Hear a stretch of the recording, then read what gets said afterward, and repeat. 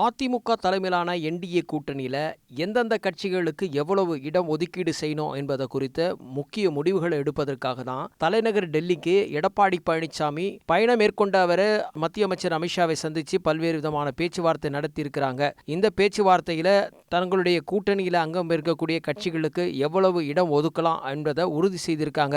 அதிமுகவுக்கு 162 இடங்களும், பாரதிய ஜனதா கட்சிக்கு 31 இடங்களும், டிடிவி தினகரனுடைய அம்மா மக்கள் முன்னேற்ற கழக கட்சிக்கு 9 இடங்களும், ஐஜேகே கட்சிக்கு 2 இடங்களும், தமிழக மக்கள் முன்னேற்ற கழக கட்சியான ஜான் பாண்டியனுடைய கட்சிக்கு 2 இடங்களும், டாக்டர் ராமதாஸ் அவருடைய மகன் அன்புமணி ராமதாஸ் இருக்கக்கூடிய பாட்டாளி மக்கள் கட்சிக்கு 17 இடங்களும், ஜி.கே. வாசன் இருக்கக்கூடிய தமிழ் மாநில காங்கிரஸ் கட்சிக்கு 4 இடங்களும், ஏசி சண்முகத்துடைய புதிய நீதி கட்சிக்கு 2 இடங்களும், டாக்டர் கிருஷ்ணசாமியுடைய கட்சியான புதிய தமிழகத்திற்கு 2 இடங்களும், ஃபார்வர்ட் பிளாக் கட்சிக்கு 1 இடமும், பெருந்தலைவர் மக்கள் கட்சி என்ற பெயரில் இருக்கக்கூடிய என்ஆர்டி தனபாலுக்கு ஒரு தொகுதியுமாக ஒதுக்கி இருக்கதா சொல்றாங்க.